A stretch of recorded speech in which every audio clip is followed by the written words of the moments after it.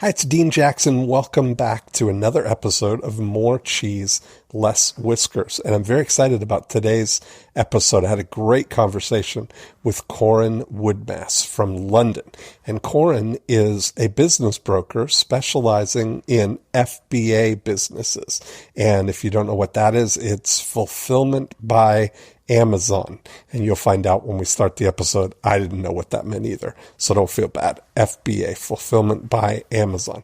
But it's a very specific type of business modeled after the idea that we talk about in the Breakthrough DNA book of WeShootBottles.com, being very specific on your target audience. So Coran's just getting this business started. This is exactly the type of person that I love to talk to on More Cheese, Less Whiskers. We're able to hatch some pretty incredible evil schemes that I think are going to make a big difference, and just a delightful guy. So I hope you enjoy this episode. And without further ado, here we go. Coran Woodmass. Hi, Dean. How are you? I am fantastic. How are you? Very good, mate. Very good. I got to say, you're the first person that has pronounced my name correctly. First go. That's pretty awesome. Well, how do you like that? What do you get mostly? I get a mixture of Coran or Coran. Coran's probably the most frequent one. Well, there you go. Well, welcome all the way from Ireland. Are you in Ireland right now? No, I'm in London. Oh, in London. Okay, I thought you were in Ireland for some reason. Awesome. Well, so we're recording right now, and the way that this works is this whole hour is all about you. It's all about your business, and we're going to hatch some evil schemes for you. So maybe you could kind of take a little bit of time and tell me a little bit about what you're doing, what's working right now, and maybe what we could focus on to hatch some evil schemes for you. Perfect. Well, yeah, thanks for the opportunity to come on board. I really appreciate that. To start with, I'm a business broker. So I've been doing this for about the last year. And recently I left the brokerage I was working with to form my own brokerage. And I followed the 8 profit activators from memory. Actually, I didn't pull it out. I probably should have. And I remember the We Shoot Cans and We Shoot Bottles example. Yeah. So I went with a very literal domain and business name, which is thefbabroker.com. So I sell Amazon FBA businesses. Okay. And what that really means. What does FBA stand for? Right. Yeah, I'll explain that. So FBA is fulfillment by Amazon. So it means you ship your products. It's basically an e-commerce channel. So you ship your products into Amazon and they'll do the fulfillment for you. Gotcha. So everybody who's looking to do that, that's lingo that they would know. That's kind of what everybody would call that, FBA. Absolutely, yes. Okay. Yeah. So if someone has that as a channel, FBA will stand out to them. Okay, perfect. Good. That's just like if you have rather than being a guy who just sells any business, FBAbroker.com is a crystal clear, just like We Shoot Bottles. Good for you. Okay. Absolutely. Yeah. And the sneaky little trick behind it is I'm actually looking for e-commerce business owners who have Amazon as a channel. So the FBA broker is the marketing banner, so to speak. What I'm really looking for is multi-channel e-commerce and larger businesses. Right, and you're going to get because they're curious about that element of it. Yeah, cool. Exactly. So who's your target audience then? If you're saying all kind of online businesses, do you kind of have two sides of this, I guess, right? You're looking for people who want to sell them, and then you've also got an opportunity to look for people who want to buy an FBA business too, right? Exactly. Yeah, both sides of the coin. And so tell me about what you do in your before units right now. How would you narrate the way your before unit works right now? If you're saying, let's take up to you whether we take the buyer side or the seller side. Okay, so as I've just started, the business has been running just under a month right now. Mm-hmm. So the first thing I'm focusing on is the sell side, the sellers, because if you find the shortage in the market basically is quality businesses to buy. The buyer side is almost takes care of itself. There is some work to do there too. But my primary focus right now is helping people understand that, first of all, they can sell their Amazon FBA business. There's a little bit of misinformation in the market that you can't sell an Amazon FBA business. So I've put out some good content helping people understand that they can sell it and answering the most common questions. Okay. And what would be somebody's most, like, just on a, what would be the questions that people have if they have a business, an FBA business that they're thinking they might like to sell, or they didn't know they could sell it? Is that, I imagine part of it is that there's a bit of trepidation on people's part to, for the longevity of building a business on somebody else's platform, just in case things change, or is that not a non-issue? Oh, exactly. That's a really good point. So, yeah, this is something that buyers are wary of, which is why I help people to plan a little bit out. So 6 to 12 months out, start diversifying their traffic sources, income sources if possible. So go into multi-channel, take some sales on your own website, things like this. If you can diversify the business, there's quite a few steps that people can take, and that actually directly correlates to a higher multiple when they go to sell. So it's well worth doing ahead of time. Mm-hmm. And so how do you find them now? The business owners, are they visible prospects? Is there a list of them that you can identify? So the list side of things is a little bit tricky. So what I'm doing a multi-step approach. So the first thing I'm doing is Facebook ads to a ungated large article on how to sell an Amazon FBA business. So that's the first layer, so to speak. So no need to opt in. You can read the information using the Facebook pixel to remarket to those people for an opt-in opportunity. So the next question people have every time, once they realize they can sell, is how much is it worth? So I have a valuation form so they can put their information in, not reveal their product or brand name or anything like that, because there is a portion of this business that you don't really want to be public necessarily to many people. So yeah, we keep all that private, and I provide a valuation range just from about 10 questions, super easy. So that's actually generating quite a few leads, and which is awesome. So it's all about pushing people through, educating and motivating them to take that survey and get a valuation.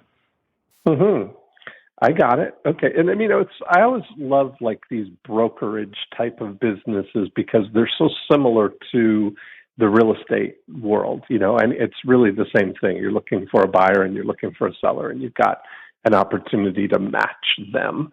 And typically the owners are more visible than the buyers. But that's very similar here. How successful is what's your best way to get somebody to raise their hand? So they go from this Facebook ad to the article. Is there something that they can opt in for? So they read the article, How to Sell an FBA Business, and then the opt-in is find out how much your business is worth. Is that your offer to get them to raise their hand? So that would be my ideal opt-in, but I'm testing whether that's the prospect's ideal opt-in. So I have another option, which is a 7-point checklist that I use when I'm doing exit planning. So they can just enter their email and get that information straight away. And what is the best result that you're able to get there? Like is it predictable that you can say, I can get an opt-in for X dollars? Like, how much does it cost you to get an opt-in right now? What would be your happy number, and what's the reality right now? I love that. Yeah. My happy number versus the reality. The reality is quite high. Right now we're sitting at around $10 an opt-in. Obviously, way lower than that would be great. But basically, because I'm starting out from scratch, I'm viewing every lead as gold. Basically, because it's quite hard to identify people, and the lifetime value, or even just the first transaction value, is very high, similar to real estate. So I'm seeing every person that opts in as a little nugget of gold, so to speak. So I'm happy to pay more for those. That's what it is. I mean, so what is the pot of gold at the end of the rainbow here? If you're able to help somebody sell one of these businesses, what's a client worth to you?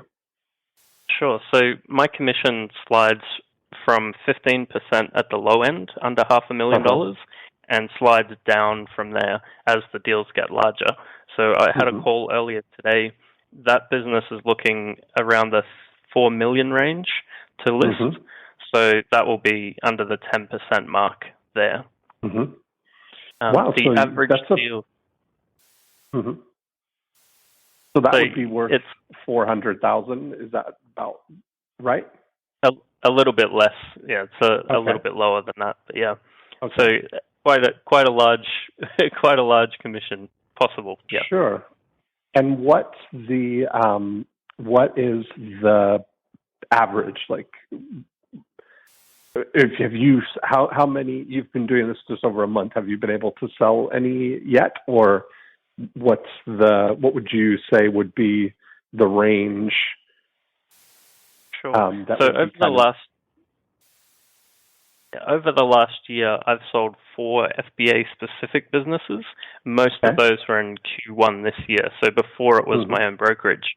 I'm still yet to sell a business. I have a decent lead funnel right now, but actually sales in the month, none just yet. But what I'm using as a benchmark is the public deals information that I could find out from last year. And there was about 15 public deals done. The average deal size was $180,000. So that would have net on average $27,000 per deal. Now, I know myself that this year, in the first half of this year, the deals I know personally, there's been at least 15 deals done. There'll probably be more. And I'm estimating that the average list price will double this year. Because more and more people realize that you can sell these type of businesses. Right. Okay. So as they're grow, I mean, is it kind of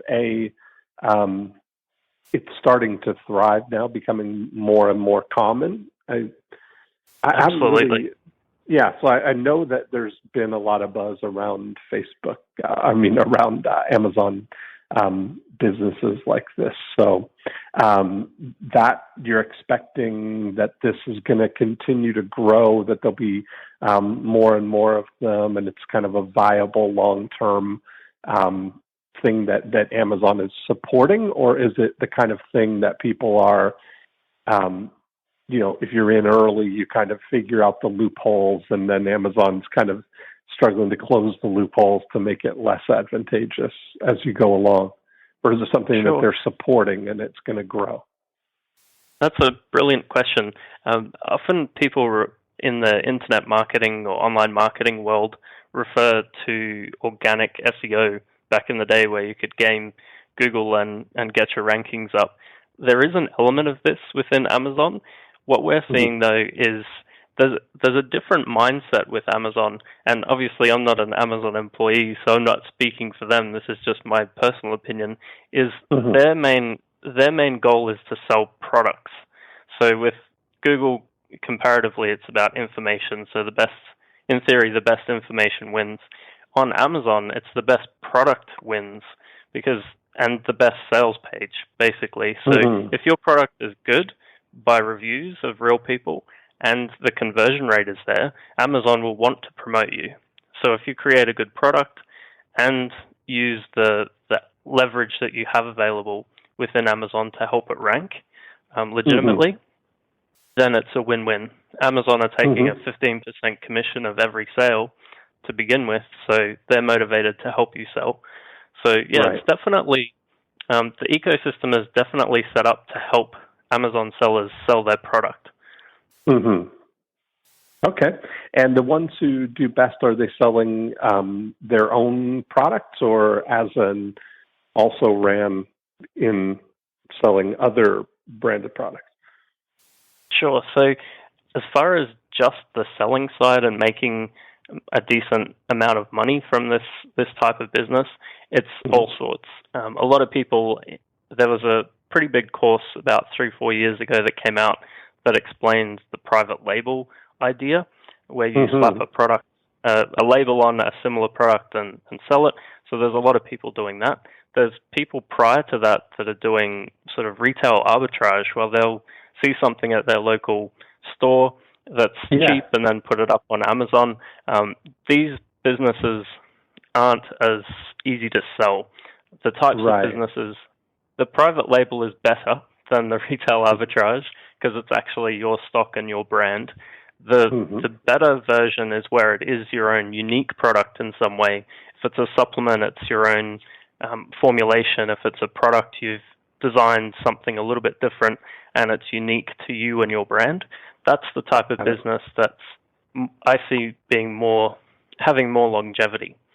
Well, how many of these businesses do you suspect there are, like that would fit in that range of if they're going to sell for $180,000, what kind of multiples are they selling for? How much volume would that be? Sure. So as far as how many potential businesses there could be, do you mean? Yeah. Okay. If we could uncover everybody who owns an FBA business. That's an interesting question. It's something that I've been trying to figure out, and the best way I can figure this out is one of the largest Facebook groups for FBA sellers has over 40,000 members. Obviously, not all of those would be actively selling, and even smaller portion would be at the level where they could actually sell. So I'd say there would be, at any one time, there'd be hundreds, if not 1,000 or more businesses that would suit this criteria. So when you look at this, like part of the reason I'm asking that is because that's ultimately what we're looking for, right? Like if there was some way to get access to who those people are, that would be an advantage because you've turned then sort of an invisible prospect into a visible prospect. And even if there's a way to do it with effort, and by that I mean one of my favorite episodes of I Love Marketing was when we had Richard Viguerie on. Do you hear that episode or remember it? He's the guy in the United States. He's really the founder of conservative fundraising politically in the United States, and he's built a huge business. But that episode is worth listening to because the guy's like 82 years old now and still going strong, like still a real strong force.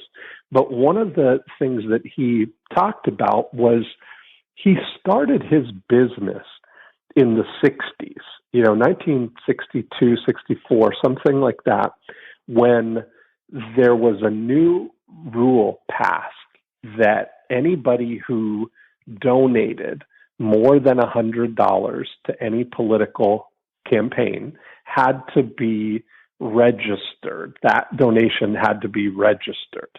And that meant that there was a public record of people who donated $100 or more to a political campaign.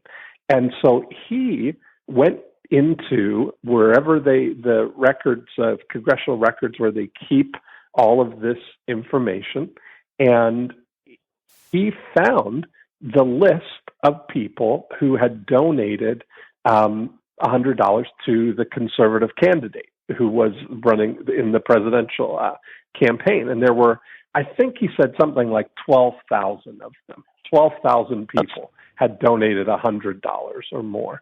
And he went in and hired some ladies to come in with him and hand write all of those names and addresses and had them put on a magnetic tape. Back then, that was like the way that they kept data, right? Had them all transcribed, transferred to a magnetic tape so that he would have a record of everybody.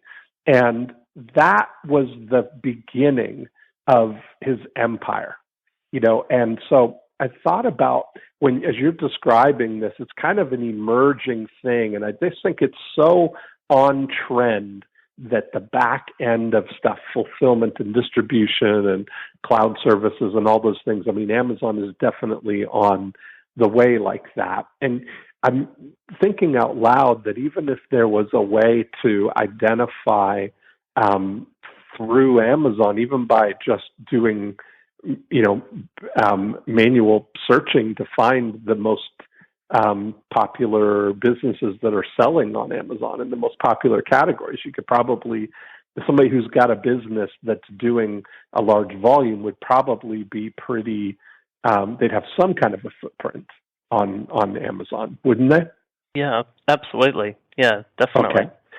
So just thinking out loud that we'll put that to the side, that if there were some way to identify those people, and just like you said, there's 35 or 40,000 people in Facebook group, if there, some way to get to them, that's what we're really looking at.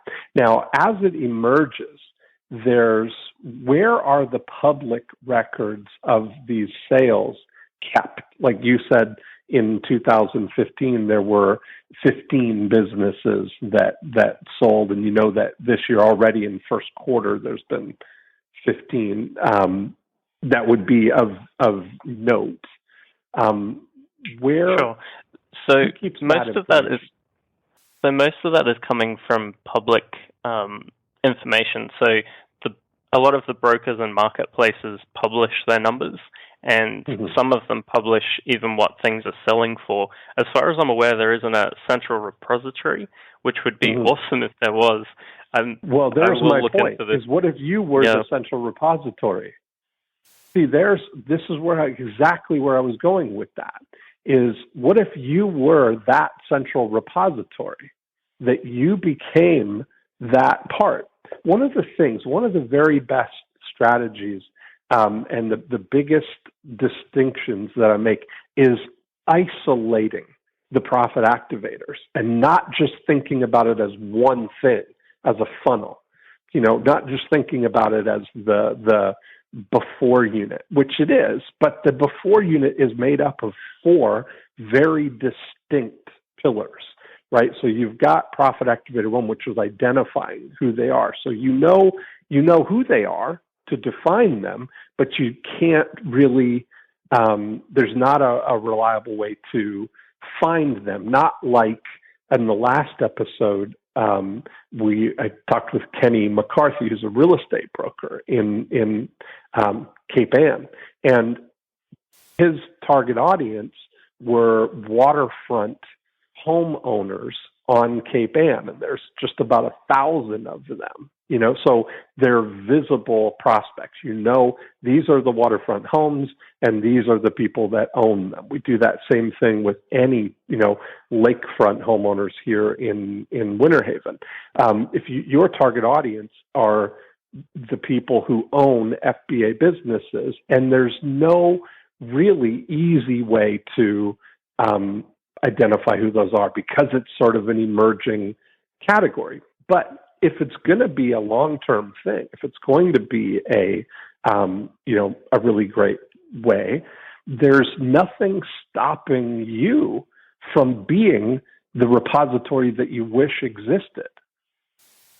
And so I'll plant that out there, because a lot of people don't know this. Here in the United States, I'm sure you've heard of Procter & Gamble, the big company. I'm sure they're internationally too. So what most people don't know is that Procter & Gamble invented the soap opera. Do you know what soap operas are? Yes. Yep. Okay. And they invented the soap opera so that they could run shows on TV that would gather their target audience, housewives, in front of the TV so that they could sell them the soap and their products on the commercials. That's why they call them soap operas. Right. So what if you had this opportunity to create, you've got maybe the opportunity to own the category of organizing and reporting information on FBA businesses, right? And instead of focusing on FBAbroker.com, which is about you, which is still good because it isolates and differentiates you as opposed to any other type of business broker. But what if you were the FBAreport.com, where it was, or the FBAjournal.com or FBArecords.com or FBA something that implies the public information available, or whatever source of information available on the current state of what's selling right now among FBA businesses, right? Is there something like that? No, there's a lot of people with audiences that train people how to do FBA and how to optimize FBA. And I've been focused on getting interviewed by these people. But this is an interesting angle because, there isn't really one spot for this. Right. And there's the opportunity, like I think if you were able to create the category, right, create the vehicle that is going to, start and gather your audience, that's, I think, going to be a big piece, you know? And that, I think that there's a pretty cool, and it could be very simple. I mean, it so mirrors what we do in the real estate world in that, we offer for Kenny with the waterfront homes, we offer the August 2016 report on Cape Ann waterfront house prices, which if somebody is thinking about selling their house, that's what they want to know, right? Like just like you said, people want to know what their FBA business would be worth, right? But they may want to do it in a voyeuristic kind of way right now without committing themselves to revealing information about their business or about, where an evaluation, how much is my business worth, is there's a little more information involved in that, But are you saying that you're getting people for $10, you can get them to fill in the how much is my FBA business worth form, or is it some other opt-in that you have? That's loosely the valuation tool or form that I have. Mm-hmm. Yeah. Okay, so that for $10 you get those. And do you have a sense of what percentage that is? Like, so if you got 100 visitors to the site, how many people would fill out that form? What percentage does that work out to be? Sure. So right now it's pretty low. I wish I had better statistics for you because this direct campaign is quite new. What I'm actually going off is people reading the longer article and hearing a podcast interview and coming through. So I don't actually have that number on hand. Sorry. Okay. All right. I mean, if you saying it was low, I mean, do you get a sense, if we were on Price is Right and you were kind of guessing, would it be, is it 10%? Is it 5%? Is it 50%? What would you guess intuitively? It'd be under 5. I'd guess around 2 to 3% maybe. Okay, great. So there we go.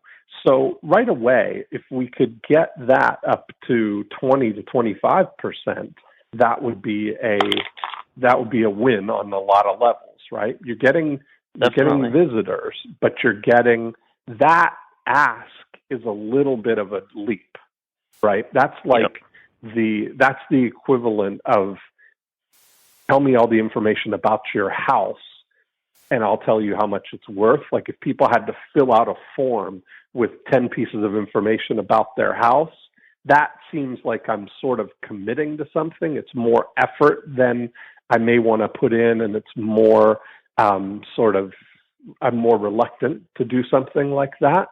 But if we were taking this idea and saying that you could download the, first quarter report on FBA business sales data,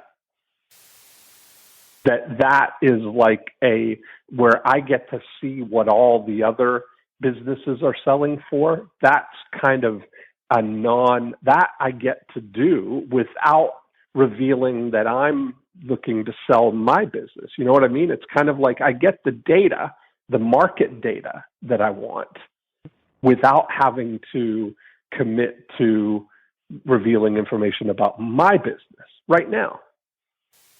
Right. Yeah, I see how that could work. Definitely. Right.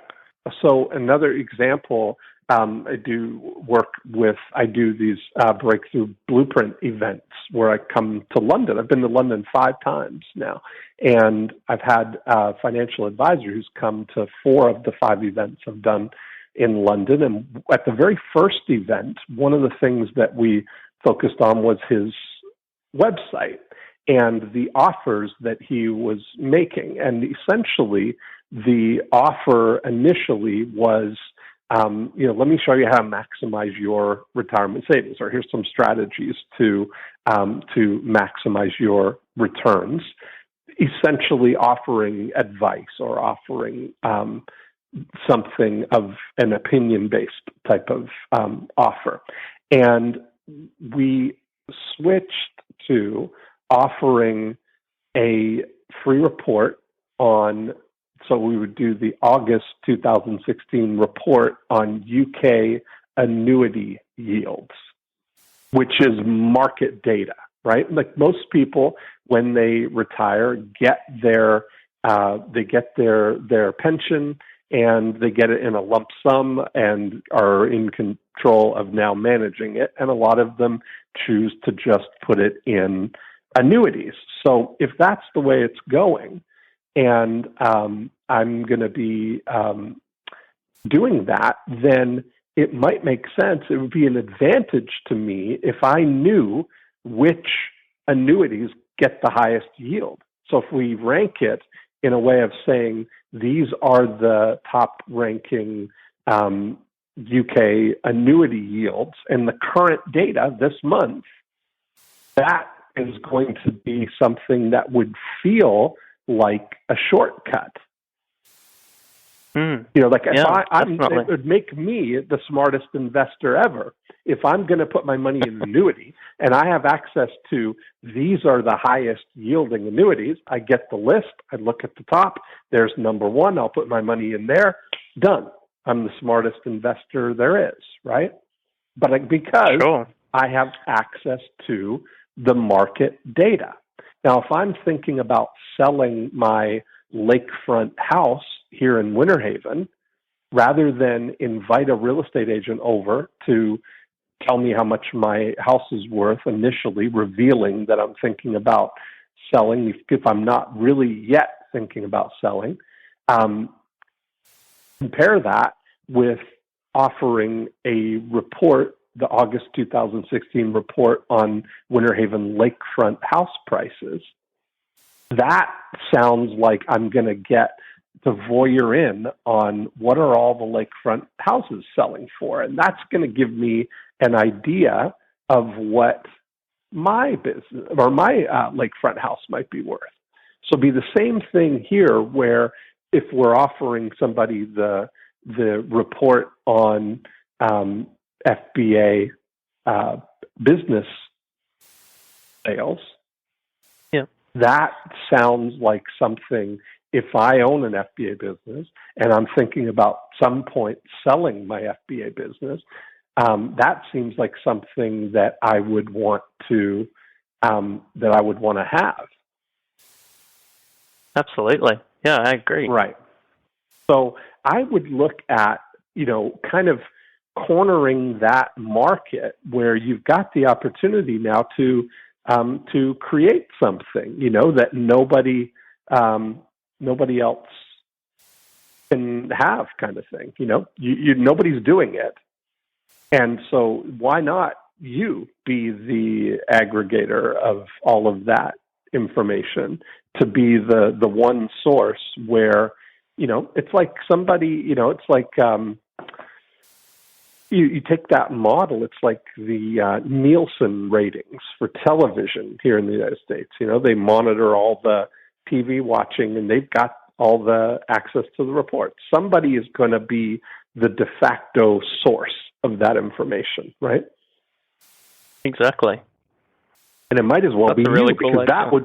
that would be a great advantage for you, right? If you have everybody turning to you to get that information, now you're building, because the only goal of Profit Activator 2 is just to get a conversation started, is to get somebody to raise their hand.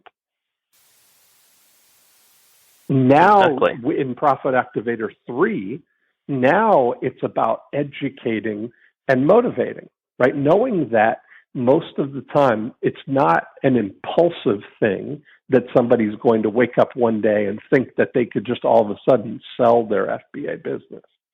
There's going to be some preparation for it. There's going to be some, just like you said, now they're ready to hear this message of, your how to sell an FBA business and how much is my business worth, and getting, you've got the ear now in a way of all of the, you've got email, direct access to people who may not specifically be FBA business owners, but the good majority of them would be, the same way you're Definitely targeting these people now. It's just what I'm looking to do is, instead of 2 to 3%, what kind of a softer offer could we make to get 20 or 30% of them?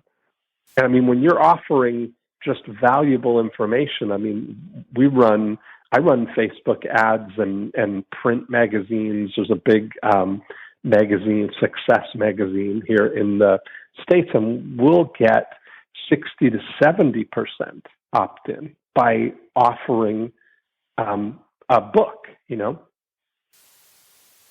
Wow, that's awesome. Mm-hmm.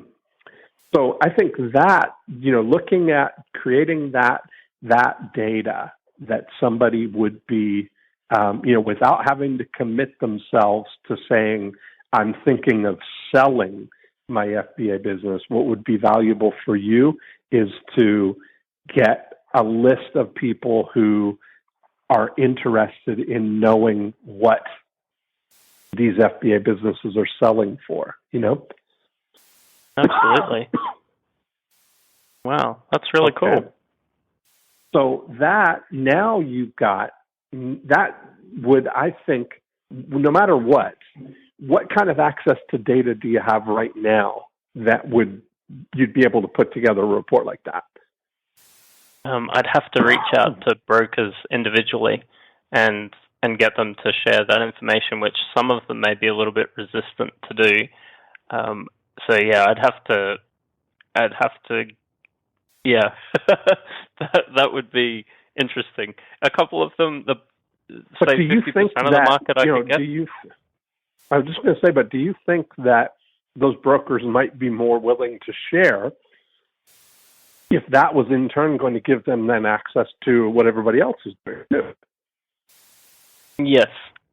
Yeah, definitely. I'm sure in the UK there is, there are people who do salary surveys that become like the source of record, right? For this, what typical, brand managers are making, or typical entry-level IT guys, or, executive pay. So all the corporations kind of share that information with, to have access to all of the information, Of course, they want the information too, because it's hard to compile. So if they put their information in, they'll get back the information from everyone else. Mm-hmm. So yeah, that's genius, mate. So there's one. Now I look at that as separate.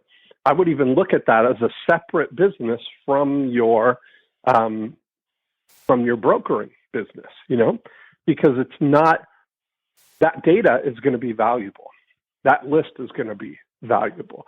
And that's where I would listen to the Richard Viguerie episode of I Love Marketing, because from there, as soon as he had that list, he was able to rent that list for, I think it was $350, right, the same day, right? And that was a lot of money in 1960 something.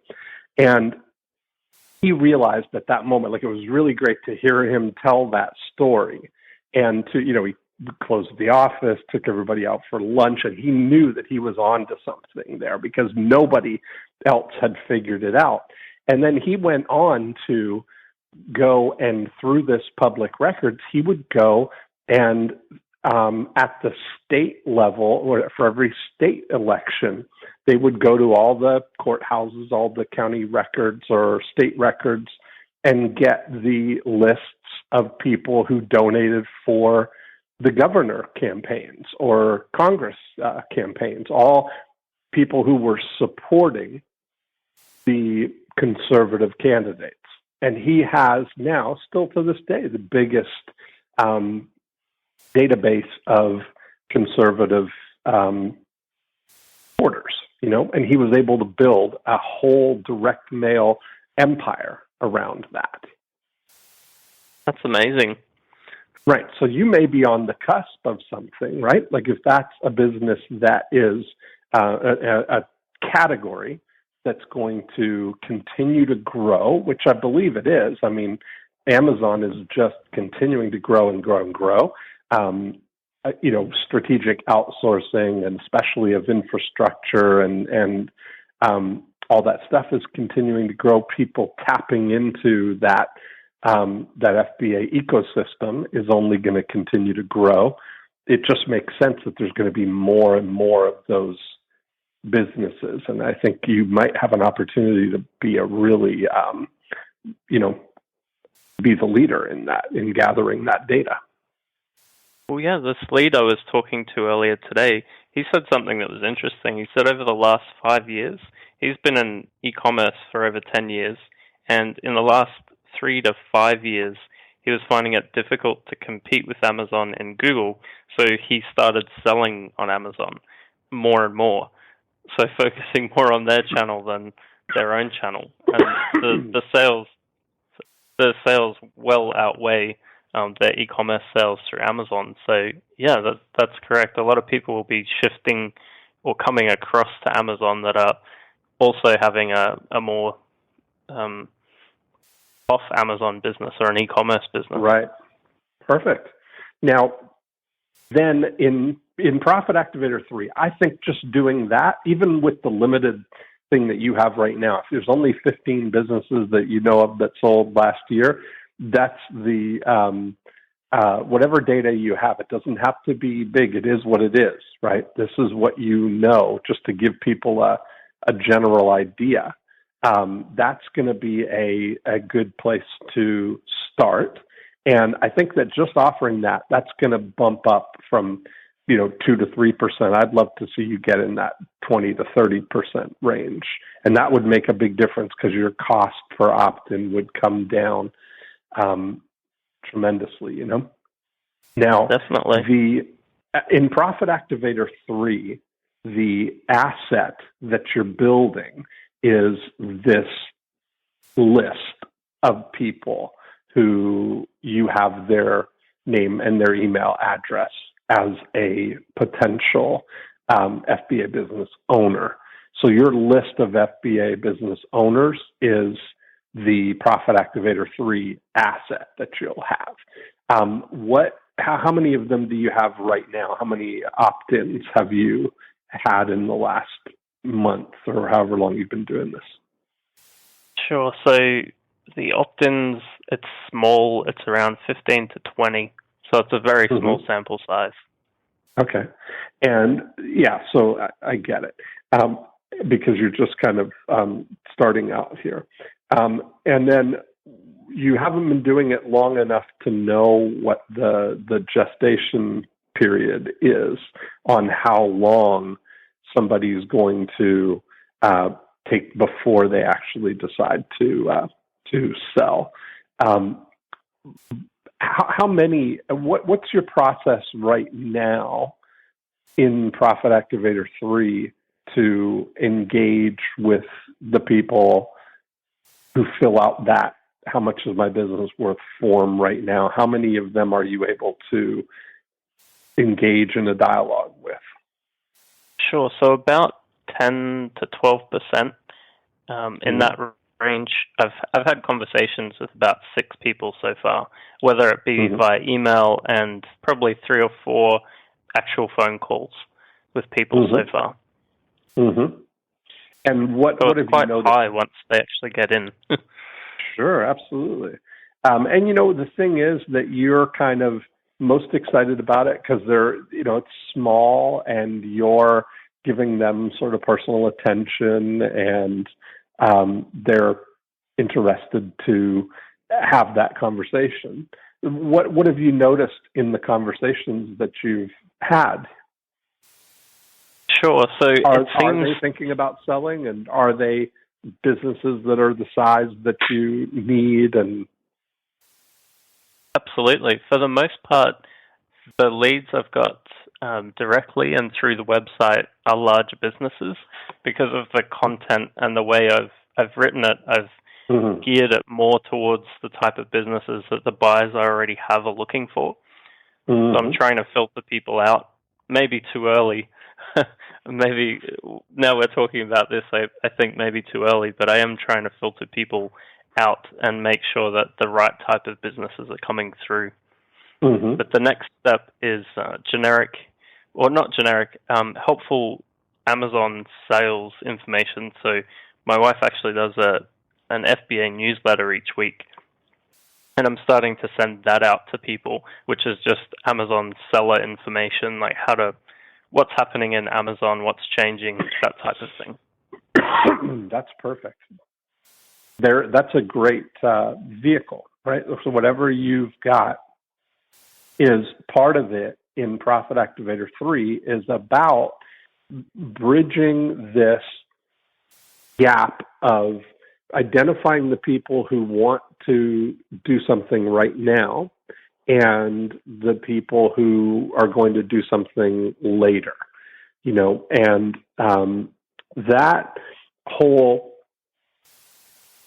initial first 24 or 48 hours is your opportunity to see who's willing to engage in the dialogue, So we've got to, I look at it that on one of the episodes of Out of Marketing, we talked about this idea of what happens with a bundle of 100 leads today. If you look at over the course of the next 12, 18, 24 months, and there's when I first started really going deep into lead management and looking at it as a science, I found a company that does called the Inquiry Handling Service, and they did all kinds of leads from corporate clients, where if you go to like a trade show and you fill out a information card to get faucet information from one of the big faucet makers, Moen or Kohler, they would fulfill that data. Or if you go to their website and ask for a catalog, they would do the fulfillment of those, all those kind of inquiries. But the thing that was fascinating that they did was they would do what they called did you buy surveys, where every 90 days they would call a sample of, and across all different industries. I mean, they handle millions of leads, so it didn't matter what you had inquired about. But if you did inquire about faucets, they'd call you up and say, hey, Corin, you came to the home show and you inquired about faucets. Have you bought any faucets yet? And that's the only question they would ask, right? And it would be, they'd take a sampling at 90 days, 6 months, 9 months, 12 months, all the way out. And what they found was that within 18 months, just over half of the people that inquire about anything will buy what it was they inquired about. But only 15% of them will do it in the first 90 days. So 85% of the value of a bundle of leads generated today is 90 days or more out. And I've got all kinds of research on the real estate side of this being absolutely true, that the longer out, the better. So we have to balance this idea of trying to find the people who are within the 15% right now without alienating or scaring off the people who are in the 85%, right? So ideally, definitely. What we're looking for are what I call 5-star prospects. We're looking for people who are willing to engage in the dialogue, who are friendly and cooperative, who know what they want, who know when they want it, and would like us to help them. So they have to meet all 5 of those in order for it to be a 5-star prospect. And that's really the only people that you're going to be able to do business with. I mean, if you take any one of those, they're not, you're not going to be able to help somebody if they don't meet all 5. So the good news is that they happen in that order. That's the order that we want to find out, right? So the very first thing is just to see if they're willing to engage in the dialogue. So when we send sort of short, personal, expecting a reply emails to people once they opt in for something in the first 24 hours, that we've got an opportunity to identify the ones who are willing to engage in a dialogue, because they'll reply to your email, and make it okay that the ones who don't feel like you're pushing them, or don't feel like you're only interested in the ones who are looking to sell right now. And that's where something like your, a weekly flagship, like your wife's, email newsletter, is something that would be a valuable way to continue the conversation, to add value, and to, over time, get people to know who you are. And that could be parlayed into a podcast, where you're becoming the source here, where you're gathering people. And the important thing about that is that you've got the opportunity then, every time you communicate with them, to make offers that are going to move people towards doing business with you, right? So that's what Profit Activator 4 is all about, is figuring out what are the offers that you're going to make. What are the, I call them cookies, that you'll be able to offer to people, rather I always want a cookie when you mention that. Yeah, so you know what I'm talking about, right? So I say, I use that example a lot, that if I just invite you into my house and say, hey, if you're hungry or thirsty, there's all kinds of stuff in the fridge. Go ahead and help yourself. That's very difficult for people to take me up on. But if I come in with a plate of freshly baked cookies and say, hey, Coran, would you like a cookie? It would be very difficult for you not to take the cookie. So I use that as a metaphor to just describe, rather than saying to people, if there's anything I can do for you, or if you have any questions, please feel free to reach out to me, which, is so, you can say it and mean it and be sincere with all your heart in it, that you really would hope that somebody would do that. But the reality is that what we're really counting on is for them to take the initiative. That's what that really means, And so Sure. nobody likes to take the initiative.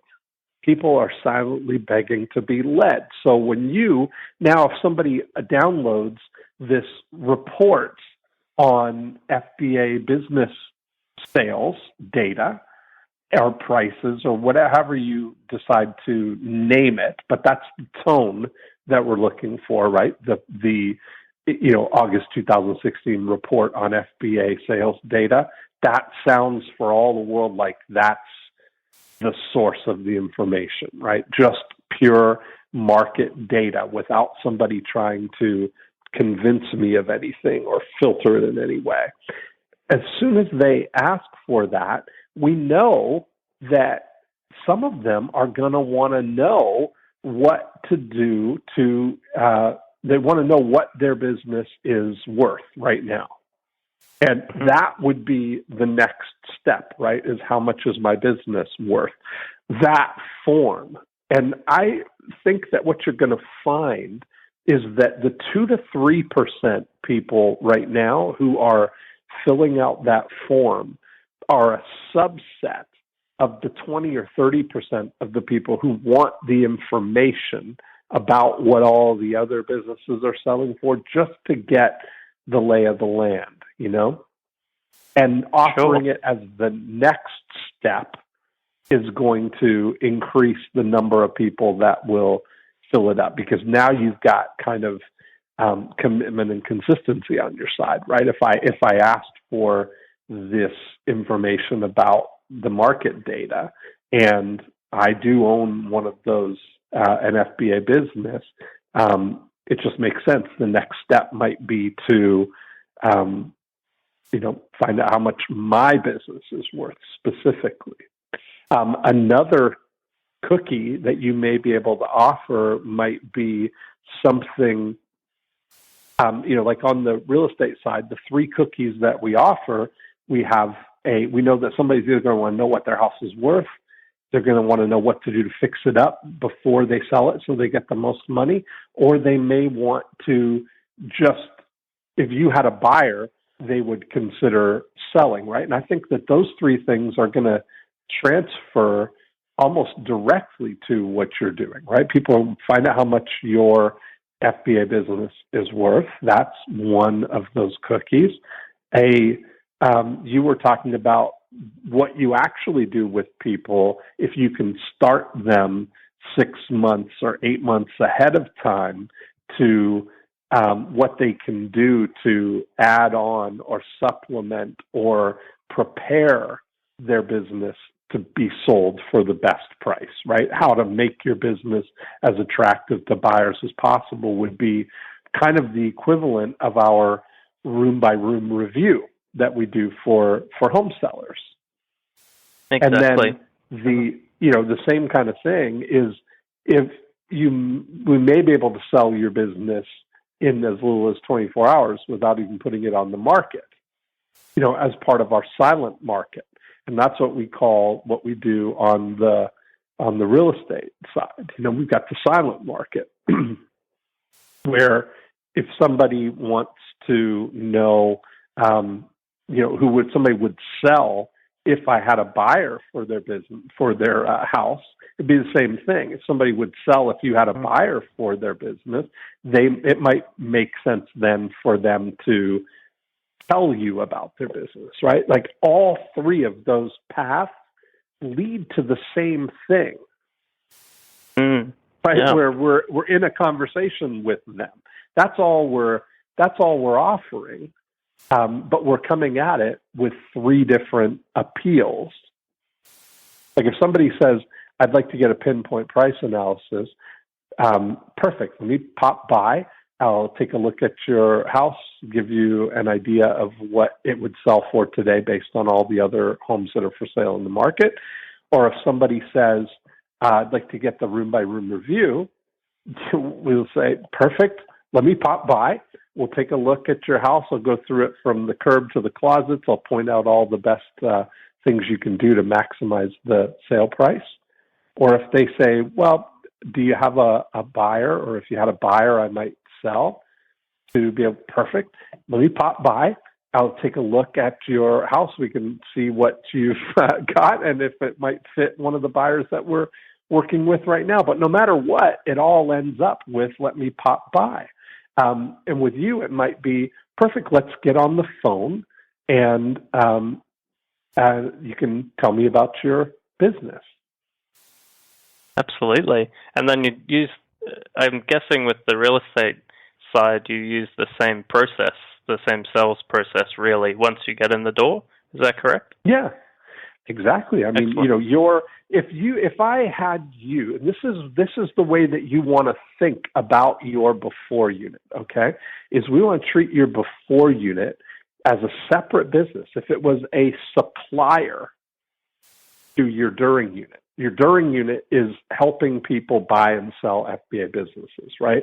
The actual mechanics and logistics of doing that. That's your during unit.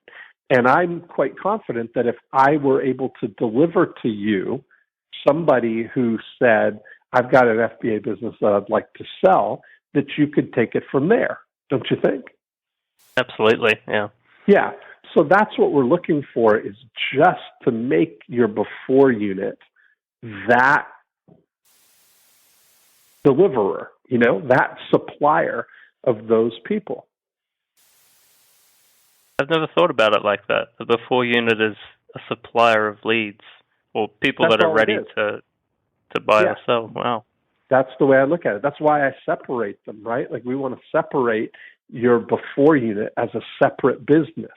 We want to treat your during unit as a separate business, and we treat your after unit as a separate business. So if you look at it, that you can be the CEO and the owner of all three of them, but you're putting on your before unit hat, and your mandate is to deliver to the during unit people who want to sell their FBA business at a price that you can afford to pay. Like if the average sale price is going to be $27,000, what would be, if I could say to you right now, I can deliver all of the FBA business sellers that you want, how much would you cheerfully pay to have somebody just show up and say, hey, I'd like to sell my business? I'd pay anywhere from 10 to 50%. Really? Right. Yeah.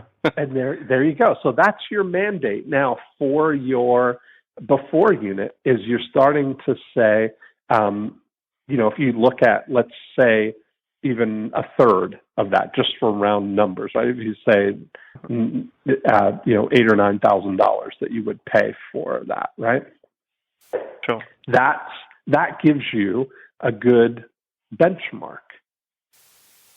Now you've got a budget, right? Now you know what your mandate is. You know what the opportunity is.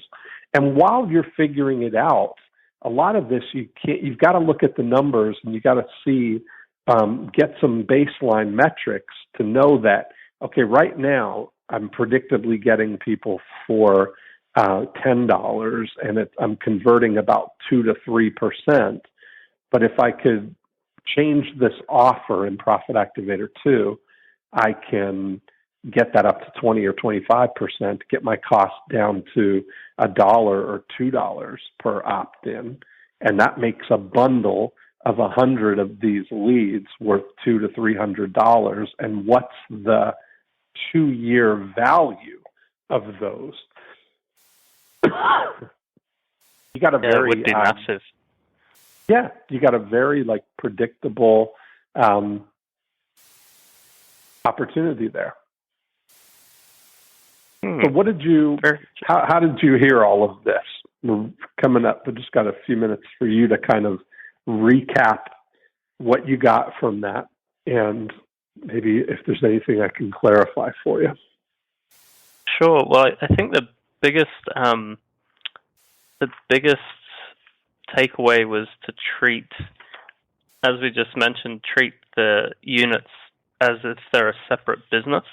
I was understanding what you were saying about the pricing being the pricing authority or the data authority, but something was kind of resisting that idea until you said that at the end, treat them as separate units. So I think that could be super valuable to put out there in the marketplace as a service.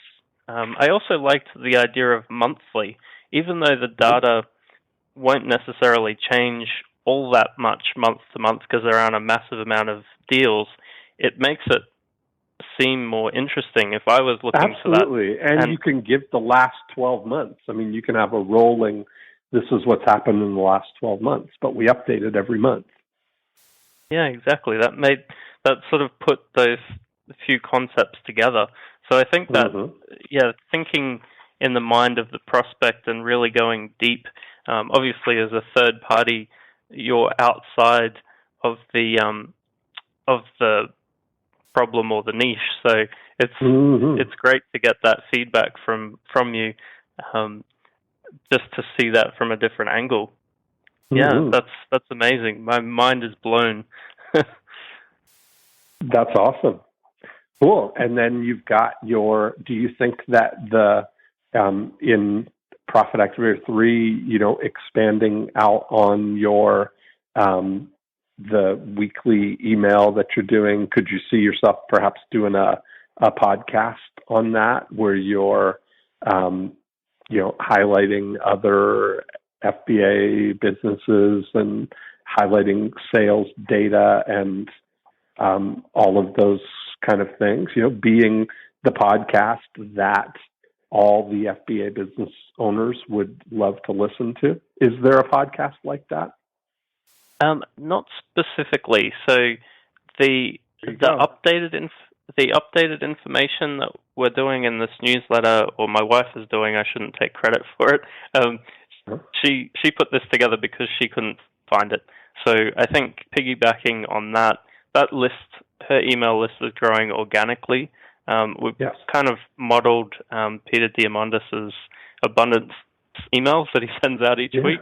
Abundance Insider, how he says, share this with someone and they can opt in here, kind of thing. So we borrowed that, and the list is growing. So I can see that on the front end, getting people that are interested in the price information, and then following up with this constant flow of information would be great. Adding a podcast would be perfect because no one's really doing it at that level. And then it seamlessly, I can add, wouldn't need a sponsor, just add if you're looking to sell, or if you want, even just use that lead magnet idea. Yeah. Exactly. Then you've got, but then every time you send it out, you've got the opportunity to offer that report and your cookies, right? You're finding out how much your FBA business is worth, or, and be a market maker, And with actually on the cookies part, I am curious, even if it's just in the real estate example, that's fine. Do the guys offer, do you train people to offer those in sequence, or do you offer that separately? Because there's three angles, like you were saying. All at once. All at once. So whenever you're ready, here are three ways we can help you right now. First of all, we have a pinpoint price analysis where we can come out and show you exactly what your house would sell for compared to other homes on the market right now. Number two, we have a room-by-room review, which will show you all the best things to do or not do to maximize the sale price when you sell your house.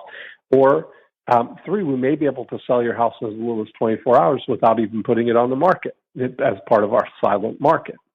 those are the three things, right? Those are the articulations of the offer. And we always, every email that goes out there's a PS that says whatever you want to say in the PS, and then it always has, whenever you're ready, here are 3 ways we can help you now. And every time, as that list grows, every time you send it out, every single time people click on one of those offers. That's genius. It is. It really is. I can't deny it. And people would even see that and know it later and wait for the next email to go click on it or search that. Well, search Kenny, for the email and click on it. Yeah, Kenny McCarthy on last week's episode, somebody has been getting his newsletter. We have a Get Top Dollar newsletter that goes out to everybody who requests the waterfront, the Cape Ann waterfront house price report, and that goes out every single month. And after 3 years, he had a lady. Well, he's had 3 people in the last 90 days that have been on for 2 to 3 years getting this. One lady called and said, "Hi, I get your."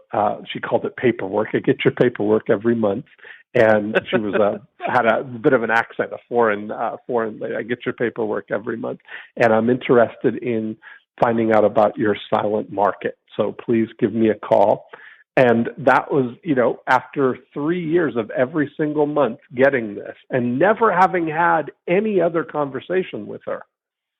Just this visible mounting evidence month after month after month that he's been acting as her real estate advisor.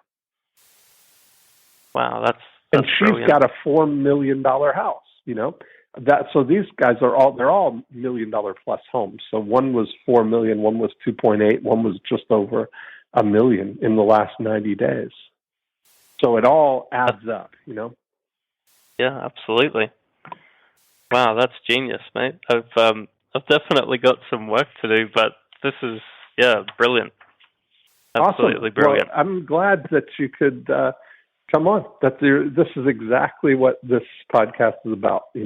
Just real businesses, real opportunities to apply the 8 profit activators and hatch some evil schemes. So I think we've done some pretty good evil scheme hatching today. Absolutely. I got to say, listening to the Yellow Pages roulette a few times on the I Love Marketing podcast was great. Mm-hmm. Listening to other people with real businesses was amazing, and you almost get as much out of it talking to you directly, although this is more actionable for me because it's specific. But yeah, it's amazing. Yeah. This podcast is brilliant. Awesome. Well, thanks so much, Coran. I want to keep in touch and hear what's happening. Definitely, I will do. And I hope to catch up at one of your masterminds too. I almost made it to London last year, but the dates didn't work.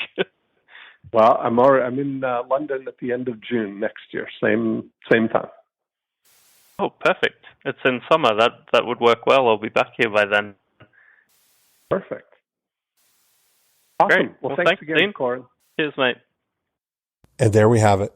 Now, one of the things that we talked about in that episode was the idea of cookies, of telling people what to do next. And I think you'll notice that I've been modeling that in each episode of More Cheese, Less Whiskers. We end the episode by saying, if you'd like to continue the conversation, here's what to do next. You can go to morecheeselesswhiskers.com and you can download a copy of the More Cheese, Less Whiskers book, where you've got a transcript of all of the episodes where we introduced the idea of More Cheese, Less Whiskers, and you can do that for free at morecheeselesswhiskers.com. If you'd like to go deeper into the 8 profit activators that we talk about on each of the episodes, that's what this is all modeled around, you can go to breakthrough.com DNA.com. And there you'll see a video that gives you a great overview of how the before, during, and after units all work together. And you can download a copy of the Breakthrough DNA book, 8 Profit Activators you can trigger in your business right now. On this episode, I also mentioned some specific episodes on ilovemarketing.com. Now, Joe Polish and I have been doing the I Love Marketing podcast for over 5 years now. We've got almost 270 episodes right now, so there are so many episodes to choose from. It's just an incredible resource and body of work for you to go back, and I'll keep referring to it in different episodes, pointing people to things to listen to. So I would recommend listening to the Richard Viguerie episode on I Love Marketing at ilovemarketing.com. If you'd like to spend 3 days with me in a small group doing exactly what we do on these calls, talking specifically about your business, I do these Breakthrough Blueprint live events. And I go to places like Orlando, Toronto, London, Sydney, Australia, and we spend time 3 days in a small group with 10 or 12 people, and you can really kind of get a full immersion experience of laying out the blueprint for applying the 8 Profit Activators to your business. So if you'd like to get information about those, send me an email at dean@deanjackson.com and put Breakthrough Blueprint in the subject line, and we'll get you all the information and the schedule of when I do these events. So there you go. Perfect modeling of how to offer cookies in every communication that you have with your prospects. Tune in next time. Another great episode coming up every week.